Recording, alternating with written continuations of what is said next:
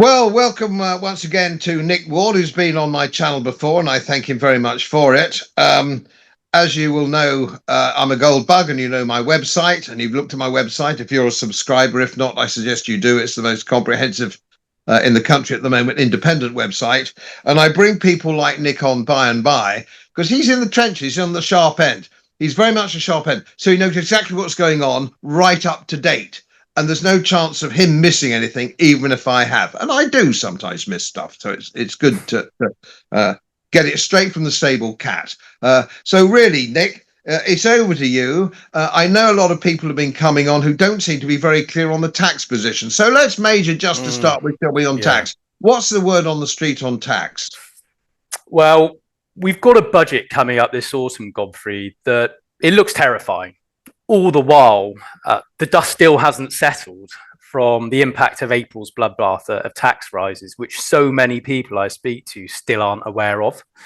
And as of the 5th of April, the average UK household is now spending over £40,000 a year on taxes. 40,000, that's a record high in the UK. We've never, ever seen a sum that large.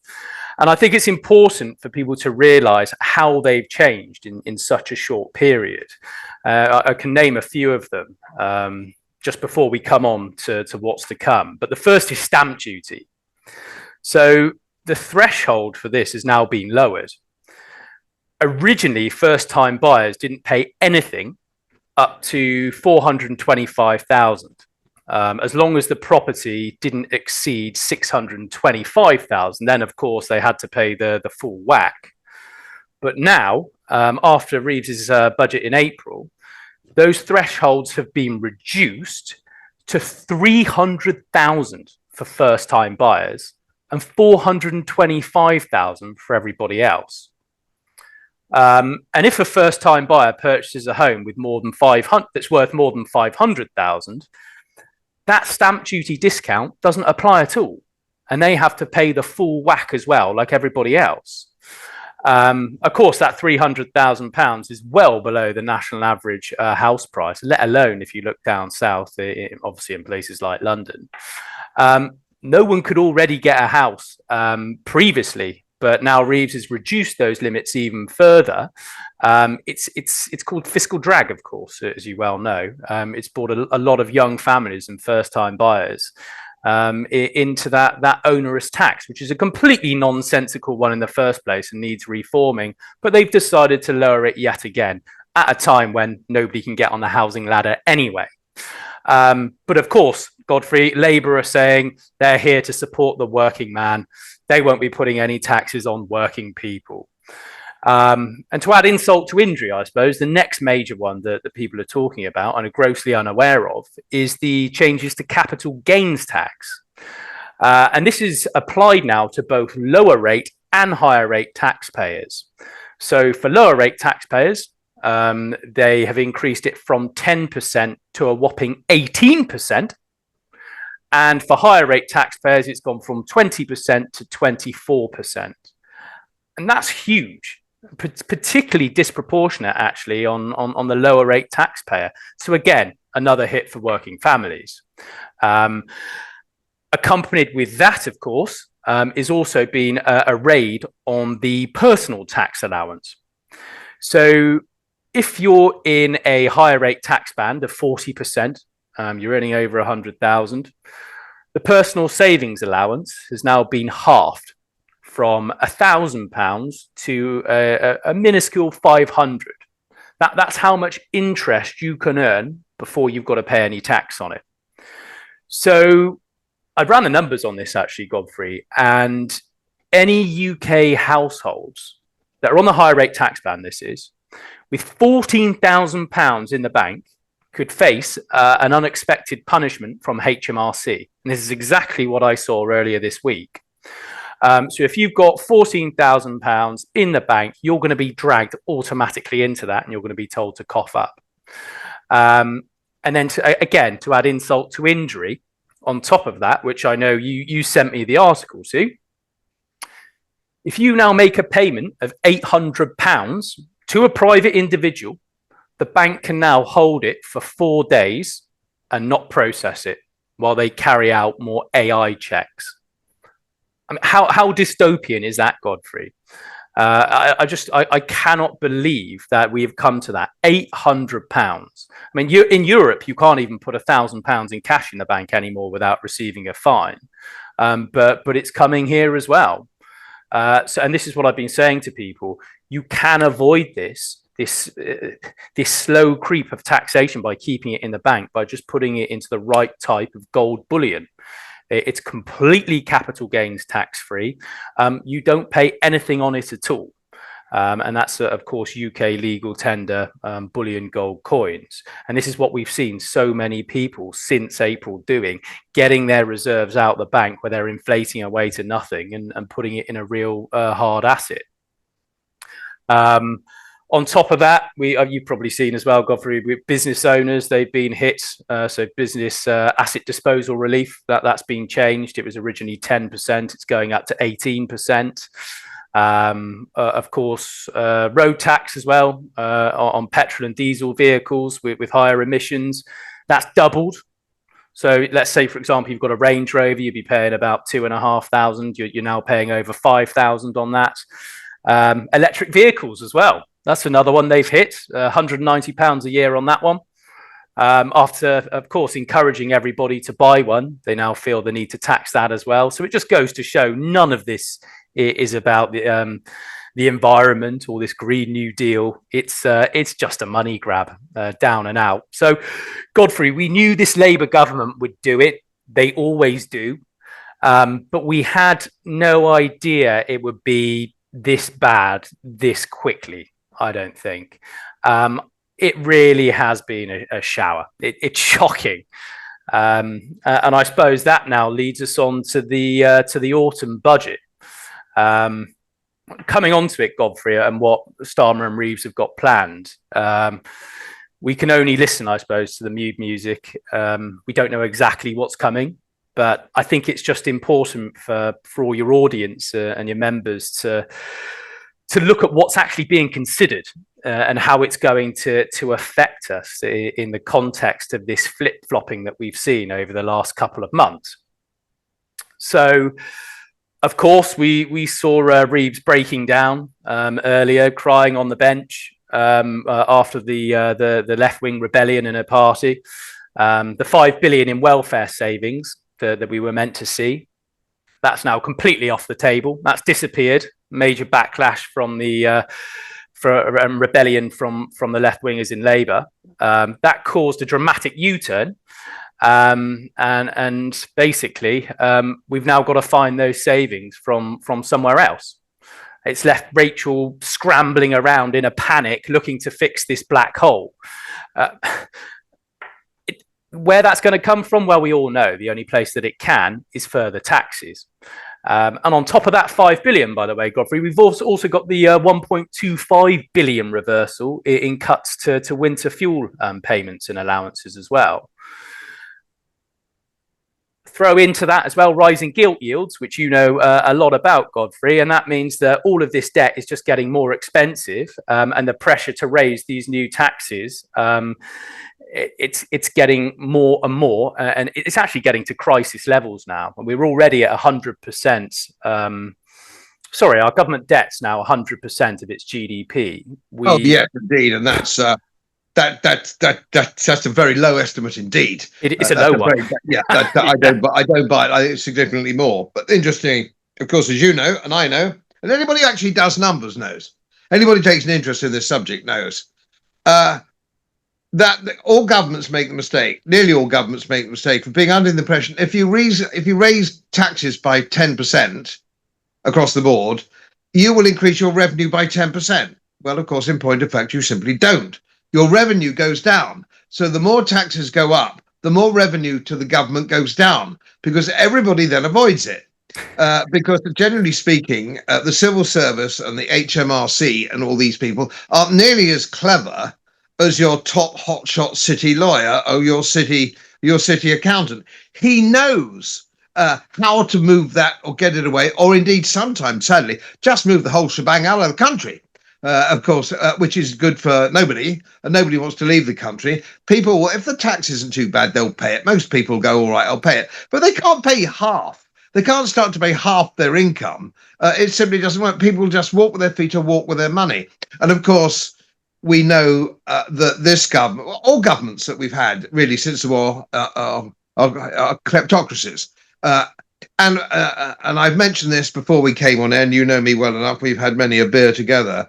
Generally speaking, getting really murdered by tax is for the unaware, the naive, the not on the ball. Yeah. Now, the problem is nobody, certainly none of my subscribers watching this interview, would dream of leaving an expensive camera on the back seat of their car while they go to the beach. They just wouldn't do it. They go, oh, they're too clever for that. But they leave all their wealth easily found by the government.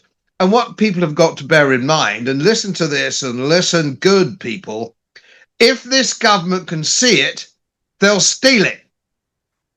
And tax is a form of theft. Don't fall for the old game. We need schools, roads and all that. They squander it. They spend it on warfare. They spend it on themselves. So don't worry about your conscience about all these matters. They will steal your money and your family's money. They're a cabal. They're in business. HMRC are in business. You never find them going after the serious tax avoiders. They're always going after the gardener, the hairdresser, the plumber that's just starting a small business. They're the ones whose lives they want to make a misery because they're the low-hanging fruit. But if they can go after the easy, low-hanging fruit, that's what they'll do because ultimately they are a business. That is all they are. They don't care about the high flyers. Look at Jeff Bezos. I think he pays a kind of 0.2% of his net worth. It's the same with every multi-millionaire and billionaire. They negotiate with HMRC.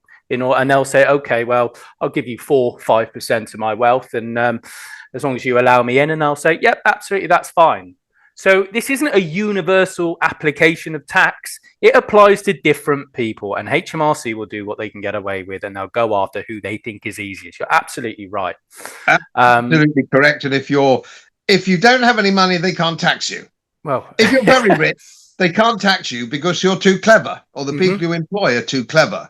So they tax Middle England. It's only Middle England gets taxed. And there's another, of course, tax, which people don't seem to understand, including the fake experts the BBC employ, the Martins of this world, Martin, whatever his name is, I can't remember. These sort of characters that they employ are going to help you with your tax, and they sit down on budget day and tell you what's going on, who don't know anything about anything at all, really.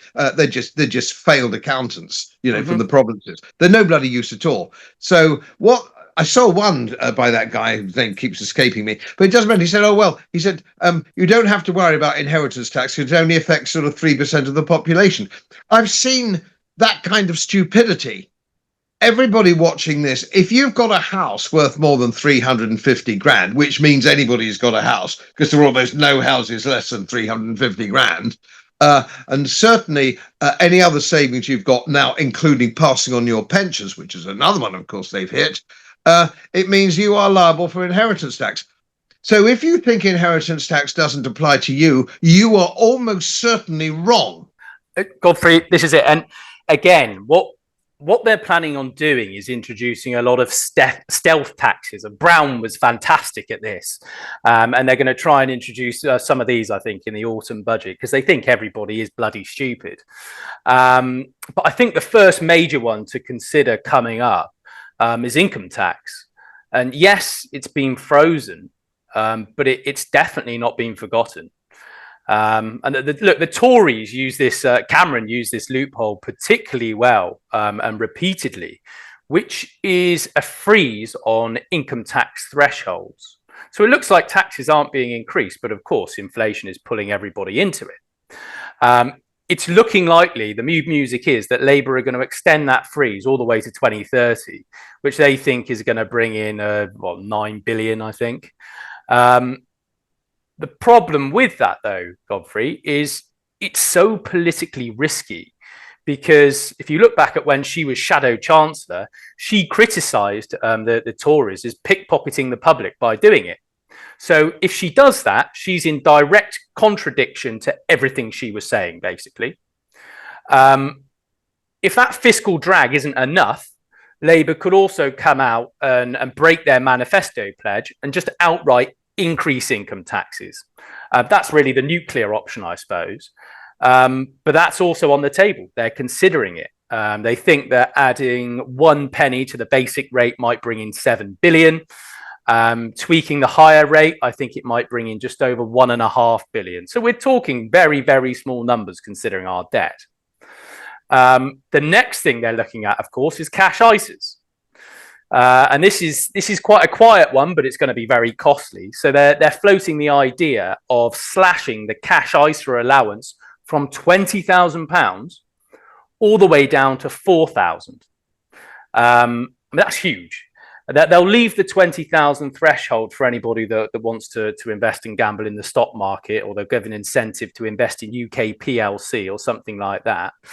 Ask yourself why they're doing that. I mean, it's £20,000 a year. Well, that basic relief on ISAs is costing the Treasury only 2 billion, just over 2 billion a year. And UK investors, well, savers, they love cash ISAs. They don't feel comfortable putting it into the stock market. It fills them with anxiety. The large majority of them that just don't want to do it. So that's another route they've got, which is obviously just going to punish savers, anyone that just wants to put a bit aside for a rainy day. But the next very large elephant in the room, Godfrey, is pension tax relief. And that's 42.5 billion. That's the biggie. That's how much it costs the government every year by giving people pension tax relief. So right now, you're aware, obviously, higher rate taxpayers, they get up to 45% relief, but Labour are basically thinking of scrapping that to a flat 30% relief for everybody. Again, they think that might save a bit. And then the other option, of course, is to take away the tax-free drawdown of 25%. They've been wanting to get rid of that for forever. But again, you can only take 260,000 out at the moment as is, but Labour want to get rid of that. They want to probably reduce it by a quarter, by a half, and then eventually scrap it. So we all know what's coming. Corporation tax, they floated that one too. They think they might add 1% on top of that. That would bring in another 4 billion. But these increases, they're bringing in such a tiny amount of money in the grand scheme of things. I think the two main ones, Godfrey, are going to be, they're going to come down hard on pensions. And the stealth tax of freezing income tax thresholds is going to be the other one that's politically palatable for them. Whereas the more bolder ones, obviously a direct increase in income tax. And the riskiest, which we haven't discussed yet, is a wealth tax. I'm sure you've seen what's happened before when they've tried to implement those historically, Godfrey.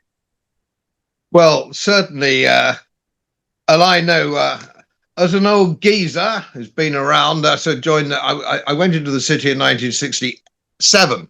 1967, I went into the city in the financial world, if you will, and I've had a mixed career in my background. I've been here, there, and everywhere, but it's always been generally money and investment in some form. Never in the history, and I talk about European history, has a wealth tax worked. You can't make it work because people just either go away, don't pay it, move their money offshore. And isn't it interesting? David Cameron, even under the earlier Conservative Party tax regimes, moved his money to offshore tax hidings. And he did that. And of course, David Cameron had the effrontery to say, well, it wasn't anything to do with me. That was my father. Like somehow his father didn't pay his Eton school fees. The thing I think that annoys me about anything with these people is that how stupid they think we are. We're not. They don't fool us, these buggers. And of course, now we see the same thing's been happening to Rachel from accounts before in the last few years. She's been squirreling her money away into offshore trusts and pieces. And even the High Court, the Supreme Court, I should say, the Supreme Court is saying this is not good, this is bad, this is naughty, this is scallywaggery, and she's still in office, and she's still there. Godfrey, you've got to And it laugh. seems to have gone away. If you don't laugh, you'll cry. It's beyond parody now. It's just, it really is a joke. But Kinnock, or Lord Kinnock, should we call him, in all his wisdom, he's now come out and said that, yep, we're going to introduce a 2% wealth tax on anybody with over £10 million. The government that means he's just valued himself at 9. Yeah, at 9. Exactly.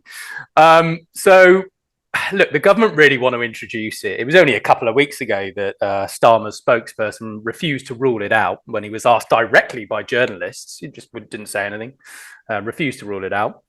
But you're right. The issue here is no country has ever successfully introduced one. And even if they do manage to do one here, they think it's going to bring in 11 billion. That's it, 11 billion. That's not even enough to cover our expenditure in the UK for 2 days. But the other thing that is astonishing, Godfrey, I think this is going to shock you as well, actually. What's really worrying is this idea is incredibly popular in the UK. So YouGov have just, and look, take of this what you will, but YouGov have run a survey, and 75% of people said they're either in strong support or they somewhat support the idea of one. Now, what amazed me here was if you split this down by political preference, obviously Labour are going to be so far in favour of it, goes that saying. 60% of Conservative voters thought it was a good idea. Here's the kicker, Godfrey. Over half of Reform voters thought it was a good idea. So this video, I don't know when it goes out, it might be unpopular with some people watching, but supporting a wealth tax will absolutely destroy the UK economy, making it even harder for the very people who support it, which is the ironic thing. So if anybody listening has any inklings, which I don't think they do, but any inclination towards this, I just want people to reconsider and actually digest the figures and look at it. The reason, well, like you said, Godfrey, people are hard up. It's not because of the rich. Your problems aren't because of them. It's because of this debt-based system that we're in, hand with the politics of envy. That's all it is. Now, look, go on. Let me focus for a second on this, because I get a lot of traffic, obviously, coming in when we do these things, people asking questions or making observations, which of course are extremely welcome, because that's the feedback helps me produce things that help them, so we can help each other, and you step in and you help with your more specific work, and all of which is good. But some people get in touch and say some rather sort of bizarre things, as you can imagine. 1 in 100 bizarre comments, like I don't have any money, and you talking about gold, I don't have any money. You're going, well, look, just a minute. If you don't have any money, don't waste your time looking at this video, because they can't steal from you if you don't have it. You're okay. You don't have anything and you'll continue to have nothing. That's okay. If you're monster wealthy, when I say monster wealthy, I don't mean a few mil here and a few mil there. You know, that isn't by modern day standards. A successful professional man will have a few million. You know, it's no big shakes. I mean, really, if you sold a middle-sized company for 30, 40, 60, 70, 80 million, one down the road just sold the other day. Actually, it was a food company sold for 400 million. I had dinner with a sale, you know, the other year, last year. It doesn't matter. That's the point. If you are in the middle, if you're the middle, if you are a successful retired barrister or surgeon, or you've inherited some money and you're also third generation professional class, you are the people who should be paying attention to this particular video, because you are in danger of being that man who leaves the expensive camera on the back seat when he goes to the beach. You're that man. And it's not difficult. And it's not difficult to deal with it. It's not difficult to deal with it. But of course, everybody's different. And what I would suggest is that you don't speak to me, because I only have a small staff and I'm not a specialist over here in that kind of field. So you want to talk to Nick or somebody like Nick. There aren't many people with Nick's experience, I'll be brutally frank, around, but my website carries loads of information. Make yourself an expert on the website, and that means a generic expert. You broadly get the drift of it all. Then you can focus what you want to say to either Nick or one of his team, or maybe somebody else. And there's lots listed on my website. But I tend to use Nick because he has expertise in more than just the one field. Yeah. I would like, because a lot of people ask me this, Nick, talk about safe custody. I know you're in the business and I'm in the business, as it were, and we all think it's very easy. But if you're new, if you're a retired barrister or a retired surgeon, it's new to you. So let's be patient and guide people through this. What actually happens, because I tell them, we all tell them, they've got to have gold in specie. They've got to have gold coins, coin of the realm in specie, for all the reasons of capital gains tax and coin of the realm, all these things, which is understandable. They understand that. But they say, oh, Godfrey, you say it's got to be in specie. So here I am. What does in specie mean? Technically, practically, what is the baby talk? Baby talk us through custody. You've just got to have physical possession of the real deal in your own hands, or alternatively in a vault. So we can either deliver it directly to your front door, you can bury it in your back garden, or you can put it in your attic. Some people will take millions of pounds worth, but other people don't feel comfortable having 10 grand in their house. Alternatively, you can vault it with us in Switzerland or in London. Now, what's important there, Godfrey, is you have to have it fully allocated and fully segregated in your own vault and in your own vault alone. So it's not mixed in with anybody else's gold or the company's gold or anything like that. You have it and it's in your name alone. So God forbid anything happened to our company or anything else, it wouldn't have any bearing on the safety of your metal whatsoever, because you go down to the vault and go and get it. It's fully insured and audited as well. So in terms of safety and security, it is second to none. But it's just important that people have their own vault. They don't go and custody it with a bank or anything else, because of course it will sit with the bank. If anything happens to the banks, well, they'll just shut their doors and they won't be able to get it out. You've got to take control of your own money. Consider it a physical bank account. You can sell it whenever you want in the future, but there's no counterparty risk of the bank closing their doors, not giving you anything, and of course you losing place, your wealth losing place to inflation. That's the crux of it. Just if you don't own it, you don't have it. So set your own vault up or take delivery of it and bury it. So some people do that. Other people have got their own vaults in their own houses. There's all manner of genius places that you can hide it. A couple of £100,000 worth of gold does not take up a lot of room at all. It's heavy for what it is, but it really doesn't take up much room. And with everything going on, I'll give an anecdote to that. I've got I know you've heard this anecdote before, Nick. Forgive me for my subscribers who are listening in again, and I expect there's quite a lot. When my wife sold her horse box, which is all singing, all dancing horse box, room for 2 horses on it, and that particular one, and so on and so forth, she sold it for 25 grand. I'm going back 2 years. She stopped riding. 25 years, she £25,000 she sold it for, and she bought the proceeds in gold.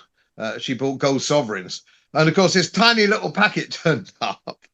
This tiny little packet turned up for a whopping great horse box. Yeah, big horse box of that. I know this is what I get, which is a very female thing to do. And then, but honestly, it's not. Even I sometimes, when I'm in the business, sometimes think to myself a little bit, actually, that was a bloody great horse box, and we've just got something you could put in the tea caddy.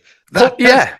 Contrary to popular belief, everybody thinks that if they're buying millions of pounds worth of gold, they're clunking around giant, great big gold bars. They're not. It doesn't take up much room. It really, really doesn't.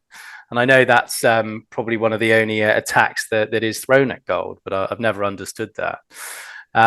But yes, going back to what you were saying, Godfrey, about the amount of money, and the government rely on everybody's antipathy towards it. Look, 10 million is a very large sum of money. Most people at the moment won't bat an eyelid at it, but that's the thing. This is how every single tax has been introduced previously. When income tax was first implemented, Godfrey, in the UK, I think that the poor, they were celebrating. It would only apply to the rich. They'll be the ones that are affected. Who cares? But then, of course, it leaked down to everybody. And now, look, the working poor, they're seeing their income tax bands frozen year after year, despite inflation, which means in real terms, their tax is actually going up. And when you add income tax and national insurance, when you put them both together, people on minimum wage in the UK are paying a marginal income tax of 35%. That's a hell of a lot more than the income tax rate that was originally introduced to the rich. So you'll see it all trickles down. It might be 10 million at the moment, but where's it going to be after next year's budget? Where's it going to be on the one after that?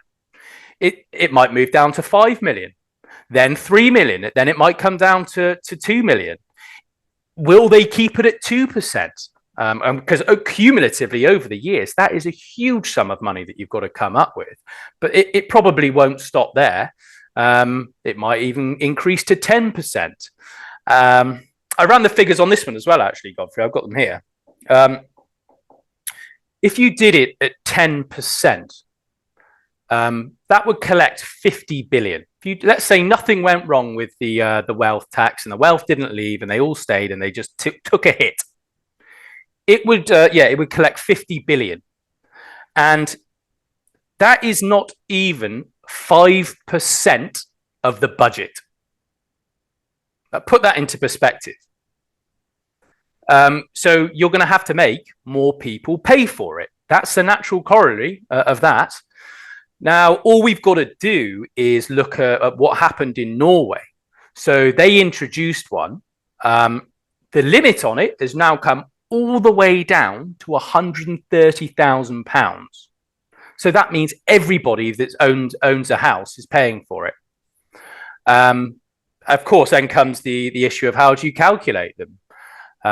Is it just based on your bank account and your car?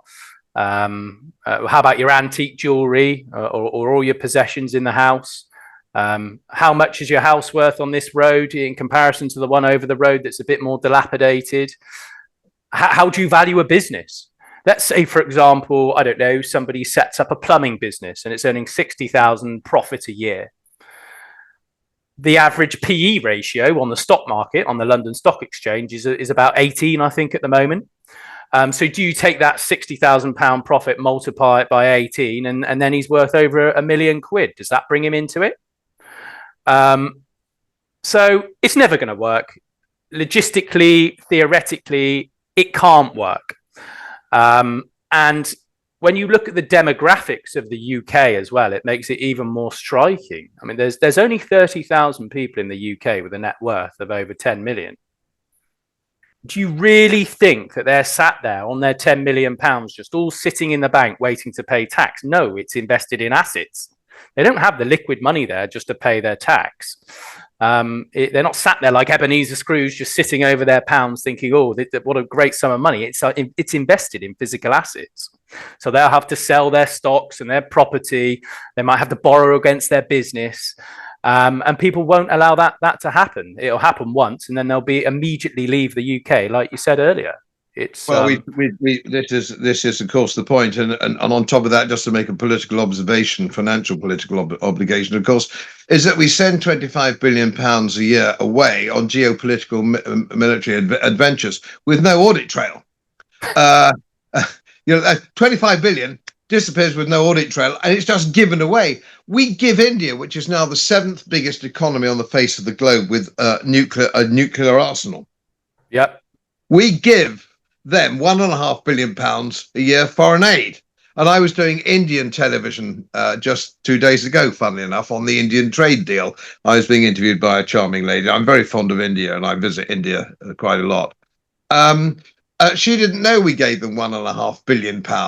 Nobody does. But if you actually look at the audit trail, such as the audit trail would show, DEFRA and all sorts of other things, overseas aid budgets and so on and so forth, it's £1.5 billion. And nobody even knows about it.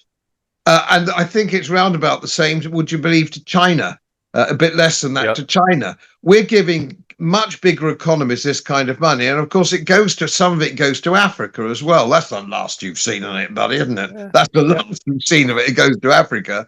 And I visited Africa a lot, and I've got friends in Africa. They're, further down the food chain, so we don't get it. I don't know. And the next thing is, there you're standing in Cape Town or Joburg or something, and whoosh, an S-Class Mercedes goes by with a bunch of guys in there with Ray-Ban sunglasses on. They're all politicians there, just like ours, only they don't bother to hide it. They don't bother to hide it. It looks like our Chancellor is very good at hiding it. She's been caught out. We'll have to see what comes of that. They all just go offshore, Godfrey. All of them do. I mean, Labour have been funded by a tax haven in the from the Cayman Islands. They've been funded by some hedge fund over there. So they don't mind taking money from these jurisdictions, which is rather ironic, isn't it? Well, there'll be nobody. You see, we always talk about the population, the number of population, how many people. What we need to count, we say, oh, there's 65 million people in the country, or whatever it is, in and around, or in and around. The only people you actually can count are the people in the wealth creating sector. So you can't count anybody who is in the public sector because they don't create wealth. They consume wealth. Mm-hmm. So you're dealing about a whole class of people. And now we have 9 people who don't work, 9 million people, apparently, who don't work, or in the system, but they don't work at all. So they don't contribute anything. And then we have 6 million civil servants or people directly in the public employ. That's 15 million people. Then you've got to look at people who live on government contracts. And I live next door to one. Bless his cotton socks. He's a jobbing gardener. Oh God, he's a landscape gardener, but he only does public buildings and stuff like that. Doing very nicely, and God bless him. And he works very hard. I know he does, and I'm not saying he doesn't deserve it, but it's wealth consumption. It's not wealth creation. Every year, and who is wealth creating? Who is wealth creating? And I get asked this question at universities and things when I used to speak at universities. Your little girl with only 1 or 2 small hairdressing chairs is a wealth creator, because she's actually freeing up that woman who is creating wealth, the businesswoman who has her hair done, to go and do what she does best, which could be something else. So all this all interlocked.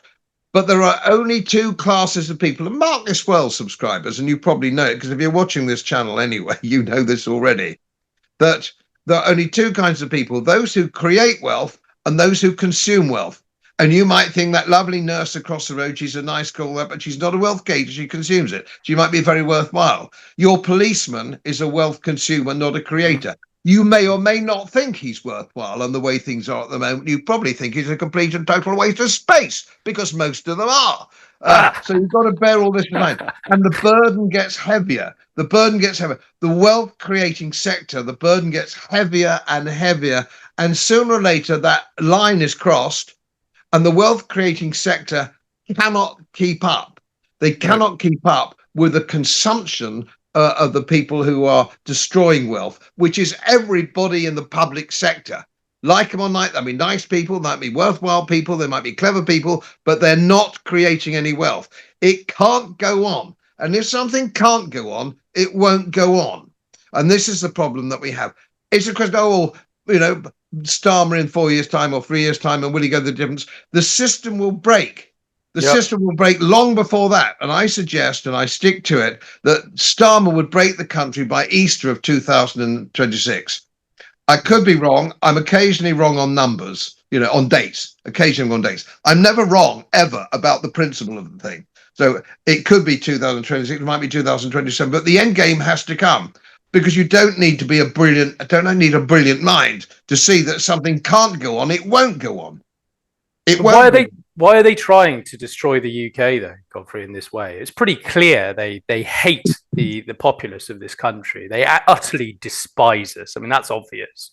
If you look at the top percentile in the UK, from the rest of the OECD countries, the majority of them, the vast majority of them, are foreign born. They've got multiple residences in multiple countries. So this isn't going to affect them. None of them. Their lifestyles won't change. They might just come back to their country 3 months of the year instead of 6. It won't have any material benefit on any of them. And the government know this. They know it. Professor Dutton's program. I think it was over a year ago. who's an expert sort of trick cyclist. He denies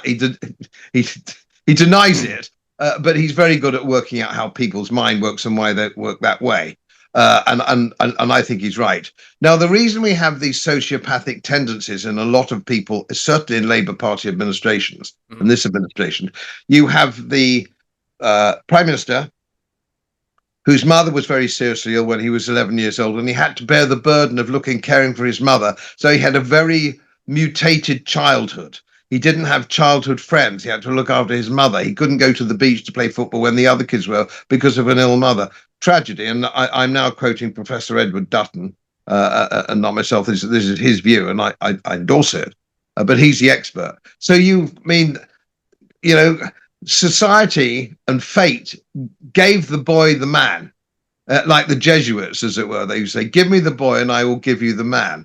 And then you have people who are socially unbalanced, the Angela Rayners of this world, or people like the Energy Secretary, Ed Miliband, whose father was a rabid Marxist who hated this country. And the only reason he's having windmills that we know we don't work, he will not exploit North Sea oil, but he buys Norwegian oil, which is the same thing. It's just a bit further under the ocean base. So the reason he does things is to destroy the country because he hates the country.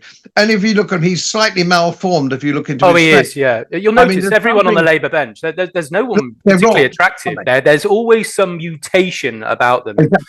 Exactly. It scarred them from a very young age. They were clearly, most of them bullies. They all feel inadequate. Oh yeah, every time. So and they're getting back. They're getting back, which means they hate Middle England. Yeah. They hate Middle England. So they can't wait to put an immigrant or hotel or something up, or a windmill somewhere beautiful, or destroy a village or something in whatever way they can. Small farmers. Small farmers, the concept of small farmers handing on their small farms, hate it. Let's destroy that with an inheritance tax that they can't possibly bear because it's an asset situation, not an income situation. They do these things because out of pure personal spite, because they're actually fundamentally nasty people. But what you've got to bear in mind, and I think probably certainly my subscribers know this, professional politicians are odd. Oh, they are. Professional politicians are weird. The relationship, the relative of, for example, within the political spectrum, run out at something like 15 or 20%. They might be 1% in the ordinary population, but they're sort of 14, 15, 16% in the political class. The Epstein files, all this. They're all at it, people. They're all at it. They're all stealing money. They've all got weird. I mean, fiddlers and stuff like that. What weirdo wants to do that? Yeah, it just attracts that type of person. They're not. I'm afraid they're subhuman. There's no doubt about that. I'm just going back to the taxes. They know full well none of this is going to work. They know it. It's as clear as night follows day. It's about persecution and making your life a misery. That's what it's. I was speaking to an Oxford-educated economist a few weeks back, and he was saying that Reeves was giving a presentation, and it was like somebody doing an O-level economics class. It was shocking. And he said, none of this is going to work when it comes to taxing the farmers. And basically, supposedly, the reaction was, yes, we know, but it's all political. So then you think, oh, okay, well, Bill Gates is flying in, meeting her and Starmer, all behind closed doors, just before they decided to come down on the farmers with a ton of bricks. Who is the person that's buying up the largest amount of land, trying to put out every private farmer possible in America? Bill Gates, of course, buying up huge swathes of land. Now he's coming over here and encouraging the political class to do the same to us.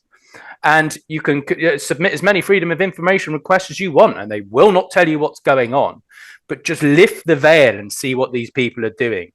They do not want anybody having a private property. They believe it all belongs to the state, or at least the multinationals like your BlackRocks.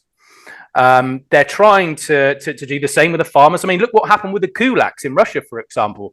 First thing they went after was the food supply and the farmers, nationalizing the whole lot.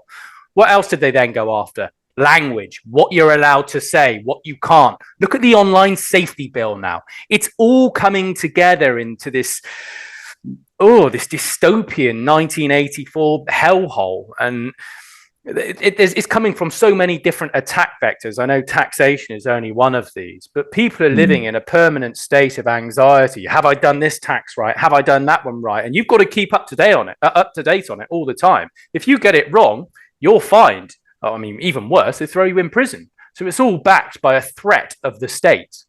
And all these people that are doing it as well, never run a business. They've never had any decent private job at all. They've all worked for the state. They're all glorified civil servants, every one of them. And it really makes you think. It really, really does. Why are they doing it? Everyone's just going to leave. All the wealthy will leave. In Norway, I think 80% of the richest people just left. Tax revenue went down 500 million.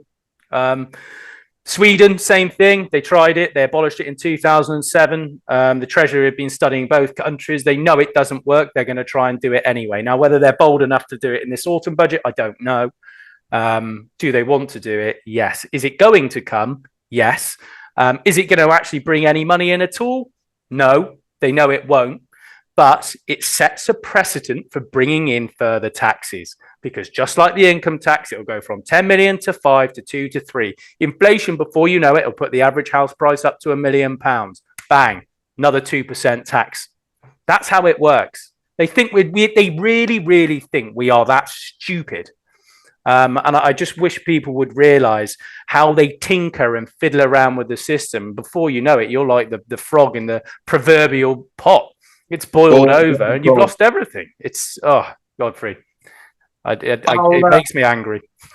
I'll wrap it up there, because we'll meet again soon, probably next month, and talk about what other dynamics are coming down the path. So the thing to take away, the thinking thing is here, is if you're watching this, you've worked hard all your life and you've got a little bit put by and you want to protect it, have a word with Nick, because everyone's different. Give Nick a bell. Give him a bell. Gold Bullion Partners. Give him a bell and chat it over, or one of his colleagues. Chat it over and see what's relevant to you, and see how you can metaphorically take that bloody expensive camera off the back seat of your car. Yeah, anybody that wants to call up and just discuss their situation, feel free, speak to me or one of my team. Spend an hour, 2 hours, 3 hours, no obligation, however long it takes, and we'll see what guidance we can give for sure. Absolutely, Godfrey. And I suppose you'll put a link down there in the comments section anyway. Yeah, all the links. As most of you know, my work is very heavily independently research based. And I get my information from all over the world. It would help if you press the subscribe button and the little bell next to it, because the more subscribers I have, the more likely it is that international independent research institutes will share their material with me. It's most helpful, and then of course I automatically share it with you. So surprise, won't cost you anything. Thank you very much.